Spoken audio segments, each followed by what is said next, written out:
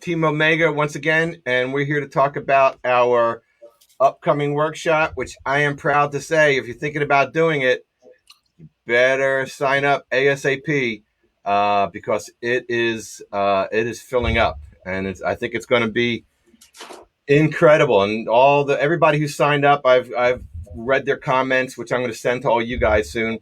They're psyched. They're psyched, totally psyched to spend a week with everybody and just study the vibraphone in an intense way, which I think is great. It was Stefan's idea to have the classes all day long and then a roundup at the end of the day. Yeah. And it's just really, really exciting to me. And I guess you guys are psyched as well, right? Absolutely, man. Absolutely. I'm always looking forward to the camaraderie.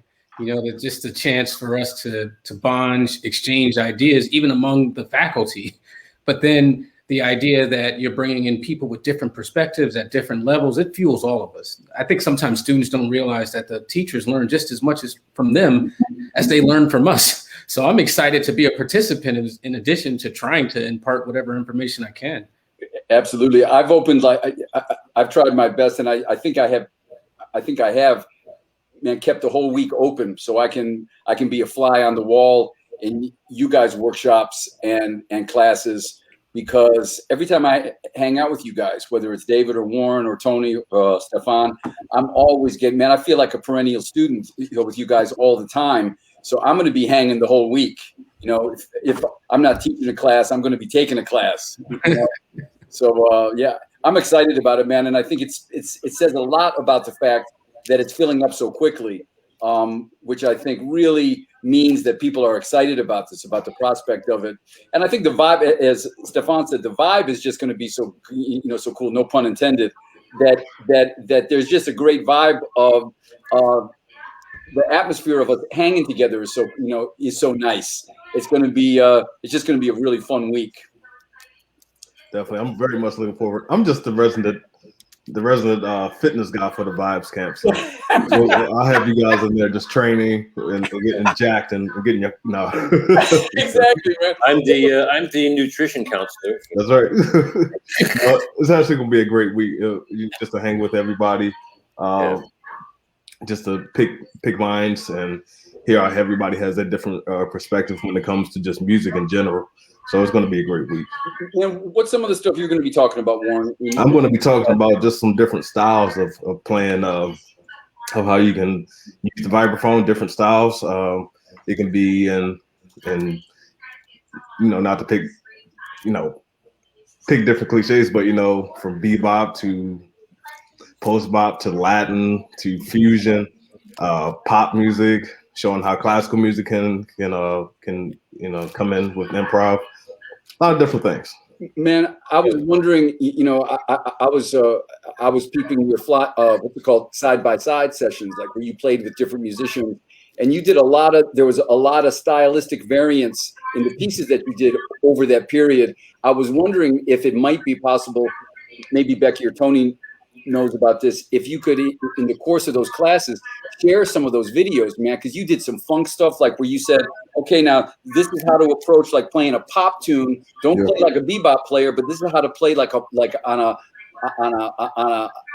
pop song, on an R&B song. Definitely. The examples that you gave on those videos are priceless, man. Definitely, and I have a lot more to still do. I did a tune. We did ours, say like Bud Powell. That's a straight bebop. Right. And then I would turn around and play something by Earth, Wind, and Fire, like After the Love Is Gone. And, straight to doing a rock song by Prince or. Absolutely, definitely. Man. Absolutely. Absolutely. It's a funny thing about the vibes. I think the vibes, man, I would love to see the vibes more in the pop world, in the R&B world. I mean, Stefan's collaborated with Common. David collaborated with Tim Hardin. I've always wanted to play with Katie Lang, or with Joni Mitchell. And I think the vibes, man, lend themselves so beautifully to that context, man. That would be like a great thing to talk about too, Something for all you guys, I'm sure you guys know this, but a lot of the general public probably doesn't know this. It's like when it comes to the instrument, if we listen back to a lot of those classic Motown songs back in, you hear vibes all through that. Absolutely. Also, I don't know if any of you guys ever been to the actual Motown studio, Hitsville, but the set of vibes are actually still there. Woo! So I remember when I went there, I asked them, I said, "Can I play this?" They were like, "No." Yeah, so That was amazing how that room, the original room, was just like a little dirt basement, man. it was like a garage. Yeah, It was a trip when I saw it for the first time. I said, "No, this is not where they made all these hits." And they were like, "Yep, yes, it is." Mhm. Beautiful, beautiful.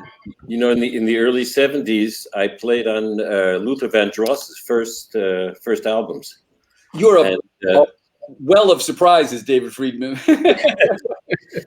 in fact, and it was an very interesting learning experience for me, because it's the first time I played his kind of music, and I remember looking at the chord changes and playing like C major 7, like with a B on the bottom and a C, and then an E and a G, and being told immediately, "You got to change that voicing on the vibes. That's not happening."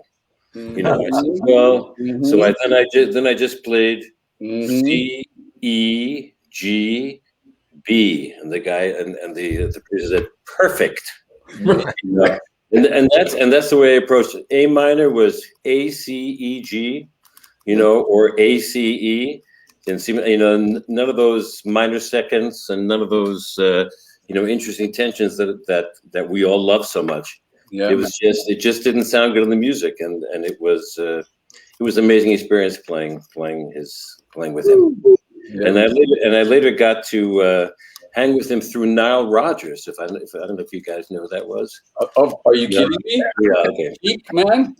Well, Nile was a guitar player on the gig, and we used to hang out after every session together. And as a result of that, when he started Chic, that band, yes, man, and he asked me to play a vibe solo on Dance, Dance, Dance, and then all came from those Luther Vandross sessions. Wow. It was an amazing experience for me. This reminds me of like one of the advantages of being open-minded, right? That you find yourself in a variety of circumstances. And as it pertains to style, I think having played in some R&B music settings or rock and other settings like that, you actually start to really realize the power of a triad. A lot of times in jazz, that is absolutely true. Extensions. Like I just did a film score for the Aretha Franklin movie.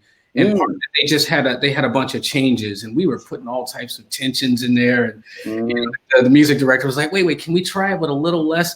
And we all just went to playing really thirds and roots, and all of a sudden the music just came to life. It's like the groove was able to shine through a little bit more. So not only, I think, is it valuable to be able to adapt to other people's styles, but that new level of understanding that you have about the power of harmony, of a triad, of a 4-note structure, comes into your own writing. You start to realize, like, man, I really don't need all of this in this moment of the song. Man, that's important stuff. I got to say, I remember, like, just for extensions, I remember I had a session. I won't say who this person was, but I had the session, and I told the guy, I said, "Listen, on this chord right here, just solo over E major." So my man kept soloing. He kept putting like the 7 on top. I was like, "No, that's not the sound." Like, just I need E major. I was like, "Can you solo in E major without playing extension?" Man, come on, who was it, man? Come on, who was it, Wolf? Yeah. But it's so interesting how just changing one voicing can totally change a style, and can totally dictate a totally different stylistic message. But it's amazing to me. It's also a thing too. Like, there's some people who are excited about the workshop or thinking about joining the camp, who are afraid that it might be too advanced for them. This is a perfect example of one of the things that we'll all be talking about is how to get to joyfully playing the music immediately, and how playing simply is not a bad thing. It's actually a very good thing if you're a beginner, just to get to those few notes that express a chord, and being able to play and to improvise immediately is also, it's a lesson for us as advanced players, how to not overdo it sometimes, and to take away, to edit, and to play those choice notes, those sweet notes. It really means something. So this is for beginning players, for intermediate players, and for advanced players. As a reminder, just because you know a bunch of stuff, I'm talking about myself now, just because you know a bunch of stuff, you don't need to always play a bunch of stuff, Yeah. That's going to be a great thing to talk about in the camp. What I think is, that's a great point, and I think it's important, to emphasize that although all of us have our kind of course agenda, what we want to talk about, the fact is that the most important part of our sessions will be people asking questions, just opening it up for people to ask questions. And the interesting thing will be, I think, that they could ask the same questions to each of us. Oh, that's great. And get totally different answers, all correct answers, all perfectly usable, perfectly legitimate answers, but just different. And I think that's so important, and that's a fantastic learning lesson in terms of what this music and what we're trying to do, and this kind of course we're giving. That I feel, I always felt that same way about clinics. When I did a clinic, I always had like a kind of a skeleton approach to what I wanted to talk about. But the main thing was to get in there and feel the energy of the audience, and let people ask questions, and always went in another direction. Absolutely. It was always an extremely rewarding situation. And I think that's important for the people who are saying to themselves, God, I'm only a beginner, I don't know, man, you just come in, ask questions, and you'll get great answers from everybody. And you'll learn as much as other people who are advanced, all your needs will be satisfied. That's what I think it's very important for people to realize that. I'll just say all my stuff always has three components. It's got a beginning component, an intermediate component, and an advanced component. So everybody leaves with goals fit to their thing. So I've thought about this for years and years. So I am prepared for all levels of working on stuff. Yep. Yeah, I find that the real magic and beauty in the creative process lies in the simple. It's in the simplistic. It's a great melody could have like 3 or 4 notes, and it's the magic happens when someone understands how to phrase those notes and push that idea forward.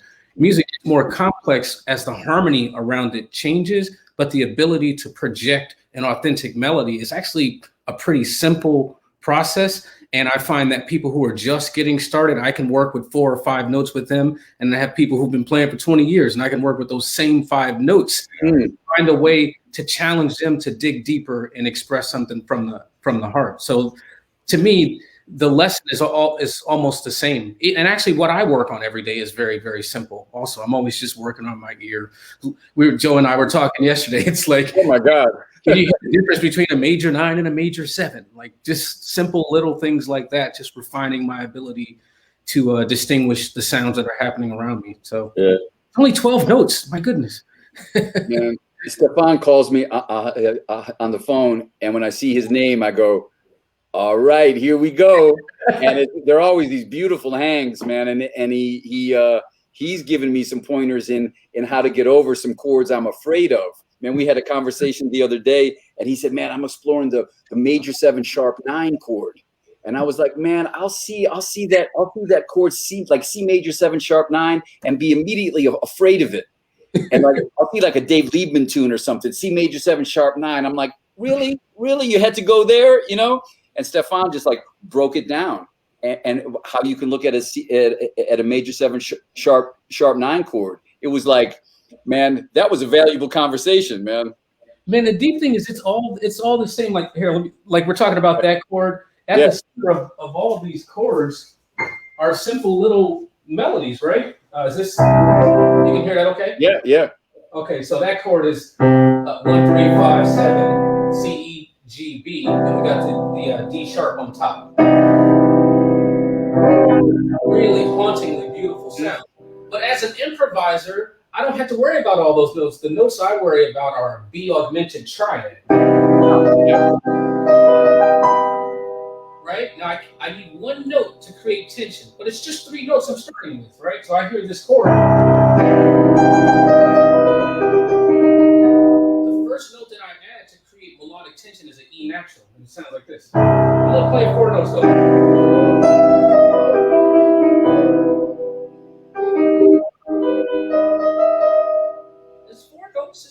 full scale, no chromaticism. After that, I might add the A. I'm saying B augmented triad, and then I'm using an E and an A.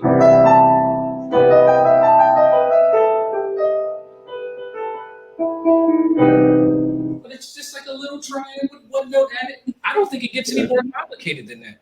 All of it. So the real challenge is can you make a melody without the chord in the context? Can you just take a few notes and project beauty? And then you learn how to take that ability and contextualize it among a myriad of chords. Yeah, man. Interesting. Yeah, man. You're a heavy cat. Right.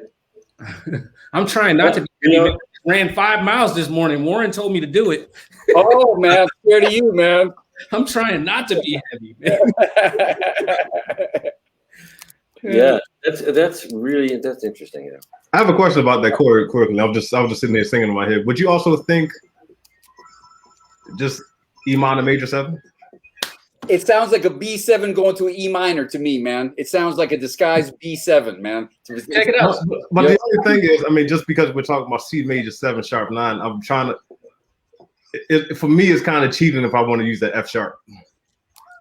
Oh, the F sharp that would be the third tension note that I would add. Yeah, that's what I'm saying. That one right away. But it's beautiful. And it's really. Oh yeah. But you know what's deep about it? Yeah. I find is after a while, so many chords you can play the same stuff on. So C major 7 sharp 9 is the same melodic material as E minor major 7. Man, I have to tell you something, Stefan. I as a teenager, I played a lot with Steve Davis, the bass player in John Coltrane's quartet, before Jimmy Garrison. And when I was a teenager, I was trying to learn Stella by Starlight. And I said, Steve, how do I play, E minor 7 flat 5, A7, C minor, F7, F minor. And I said, man, there's all these chords. How do I navigate all that stuff? And Steve looked at me and said, it's all relative. It's all relative.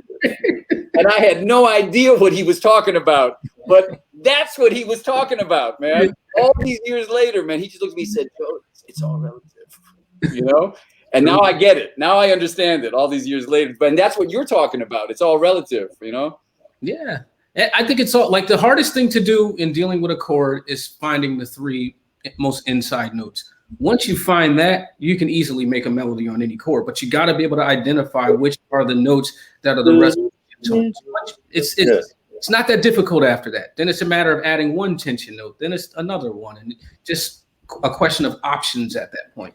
But if you can't hear the center of a chord, you can't properly articulate its inherent melodic potential. Woo! Take notes, everybody.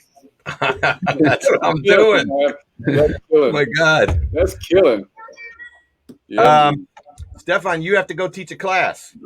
Yes, I do. Thank you for that. So, okay. You just taught one. Where are you running to? And this the class that I'm getting ready to teach is at Rutgers University in Newark. I'm a professor there, and all of my students are non-music majors. All of my students are like they're biochemistry major. I got a neuroscience major. I got a computer science major. Most of them have never touched an instrument before. I started them from the very beginning last semester. This is a middle C, and for their final, they've all written a piece of music. They're playing piano. They're singing. They've created the lyrics, the bass line. So I love teaching at a variety of levels, and I found it incredibly inspiring to work with people who've never played before, and it's been really one of the greatest phases of growth that I've ever experienced working with people at this level. So if you're someone who's just getting started, know that we're going to get just as much compassion, just as much joy and passion out of working with you as we would anyone else, if not more, from working with you. So we look forward to seeing you. Beautiful. Yes. Tell someone to register for the course. I love you guys. I'll see you soon. Okay, I love you. Thanks. See you guys. Bye-bye.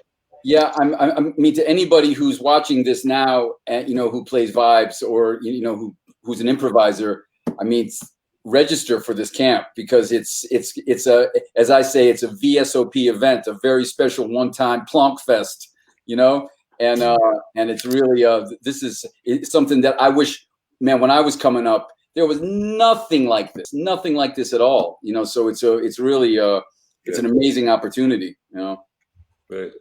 Yeah. All right, everybody good? Yeah, We're having some special guests too, right? We are having 2 special guests. Yeah, we should Joe mention Ross them. and Just in case. That's right. We're having two special guests, Chen Chen Liu, who's an amazing young vibes player who's playing, man, swinging and funking and just playing beautifully. And Joel Ross, who's like, you know, to me, like the voice of the 21st century on the vibes. And he's gonna give a class as well as Chen Chen. And I mean, wow, that's gonna be quite a week, you know. So exciting stuff. Did Joel say what he's going to talk about? Is there any, or he's just going to? No, but whatever he talks about is going to be deep, man. He's got some deep erudition. That cat, man. He's really, he always gives me something to think about. But yeah, and great cat too. Yeah. All right, guys. Okay, guys. That's it. All right. What a pleasure. Okay. All right, Becky. Take us off, Becky. All right. See you guys. See you. Yeah, guys. Speak soon.